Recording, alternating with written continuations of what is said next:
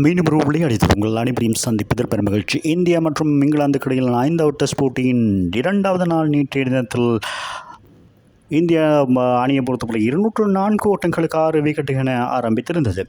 ஆகவே 20 ஓட்டங்கள் மேலதிகமாக பெற்றிருந்த வேளையில் இந்திய அணி 224 ஓட்டங்கள் சகல விக்கெட்டுகளும் இணைந்திருந்தது குறிப்பிடத்தக்கது. முதல் நாளிலே வாஷிங்டன் சுந்தர் 19 ஓட்டங்களோடும் கருண் நாயர் 52 ஓட்டங்களையும் பெற்றிருந்த வேளையில் அன்றைய தினம் முடிவுக்கு வந்திருந்தது என்பது குறிப்பிடத்தக்கது. ஆகவே 19 ஓட்டங்கள் பெற்றிருந்த வாஷிங்டன் சுந்தர் 26 ஓட்டங்களோடும் நேற்றைய தினத்தில் கருண் நாயர் 52 ஓட்டங்களை பெற்றிருந்த வேளையில் 57 ஓட்டங்களோடு மாற்றம் அடைந்து தொடர்ந்து 69.4 பந்து வீச்சு 224 ஓட்டங்களுக்கு சகல விக்கெட்டுகளும் இழந்து கொண்டது. இதில் லான்கெஸ்டன் 5 விக்கெட்டுகளை பெற்றுக் கொடுத்திருந்தார் என்பது குறிப்பிட்ட நேற்றைய போட்டியில் வாய்ப்பு வழங்கப்பட்டிருந்த அவர் சிறப்பாக செயற்பட்டிருந்தார்.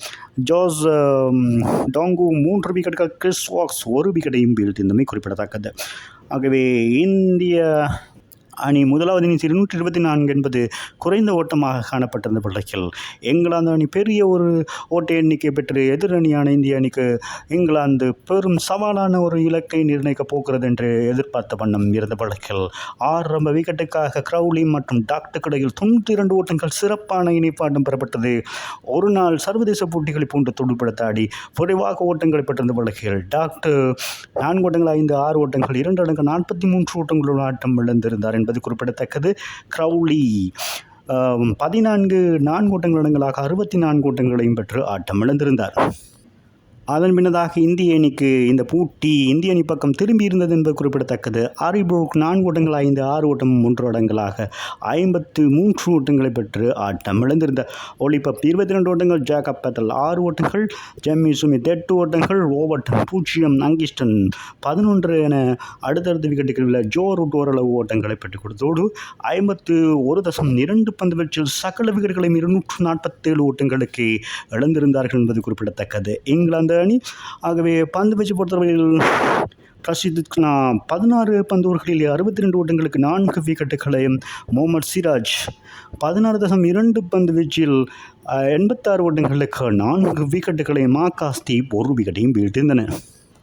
இந்திய பந்து வீச்சாளர்கள் பந்து வீச்சில் இங்கிலாந்துக்கு சரியான பதிலடி கொடுத்திருந்தார்கள் என்பது குறிப்பிடத்தக்கது. அதன் காரணமாக 23 ஓட்டங்கள் முன்னிலை பெற்றிருக்கின்ற இங்கிலாந்தை விட அதிகமான ஓட்டங்கள் பெற வேண்டிய நிலையில் 2வது இன்னிங்ஸை ஆரம்பித்திருந்த இந்திய அணிக்கு ஆரம்பம் முதலே ஒரு சிறந்த இணைப்பாட்டம் பெறப்பட்டிருந்தது. KL ராகுல் மற்றும் ஜஸ்வால் இடையிலான 42 ஓட்டங்கள் பெற்றிருந்த வேளையில் KL ராகுல் 7 ஓட்டங்களை பெற்றுக் கொடுத்து தொடரிலே சிறப்பாக செயற்பட்டு கொண்டிருந்த அவர் 7 ஓட்டங்களோடு பெற்று இந்த போட்டியில் குறைந்த ஓட்டங்கள் பெற்று ஆட்டம் இழந்து தொடர்ந்து இந்திய அணி ஒரு அழுத்தத்தை சந்தித்திருந்தது. அதன் பின்னாக சாய் சுதர்சன் மிகவும் சிறப்பாக செயற்படுவார் என்று எதிர்பார்க்கப்பட்ட வேண்டும் 11 ஓட்டங்களோடும் ஆட்டம் இழந்திருந்தார். ஆகவே இந்த 2 வீரர்கள் ஆட்டம் இழந்திருந்தாலும் ஆரம்ப துடுப்பாட்ட வீரர் அதிரடியாக ஆடக்கூடிய இளம் வீரர் ஜசாவி ஜஸ்வால் 4 ஓட்டங்கள் 7 6 ஓட்டங்கள் 2 அடங்கலாக தன்னுடைய அதிரடியான ஆட்டத்தை தொடர்ந்து கொண்டிருக்கிறார். 51 ஓட்டத்தை ஆட்டம் இழக்காது பெற்றுக் கொடுத்திருப்பது குறிப்பிடத்தக்கது. ஆகாஷ்தீப் நைட் வாட்ச்மேனாக ஆடுகளம் இருந்த அவர் 2 ஓட்டங்களை பெற்றுக் கொடுத்திருக்கிறார், ஆட்டம் இழக்காது. ஆகவே நேற்றைய நாள் 2வது நாள் நிறைவின் போது 18 ஓவர்களில் 2 விக்கெட்டுகளிலிருந்து 75 ஓட்டங்களை பெற்றிருக்கிறார்கள். ஆகவே 42 ஓட்டங்கள் வித்தியாசத்தில் முன்னிலை பெற்றிருக்கிறார்கள் என்பது குறிப்பிடத்தக்கது. இந்திய அணி ஆகவே இன்றைய தினத்தில் 3வது நாள் ஆரம்பமாக இருக்கிறது என்பது குறிப்பிடத்தக்கது. ஆகவே இந்திய அணி மிகவும் சிறப்பான முறையில் துடுப்படுத்தாடி 400க்கும் அதிகமான ஓட்டங்களை பெற வாய்ப்பு கிடைக்குமானால் இந்திய அணிக்கு வெற்றி பெறக்கூடிய வாய்ப்பு இருக்கிறது. 2ஆம் இன்னிங்ஸிலே அங்கிஸ்டன் மற்றும் டோங்கு 1 விக்கெட்டை பந்து வீச்சில் பெற்றுக் கொடுத்தது குறிப்பிடத்தக்கது. ஆகவே மீண்டும் ஒரு விளையாடிகளோடு உங்களை சந்திக்கும் வரை உங்களிடமிருந்து விடைபெறுவது உங்கள் அன்பின் பதுலை தாஸ். வணக்கம் அன்பு சொந்தங்களே.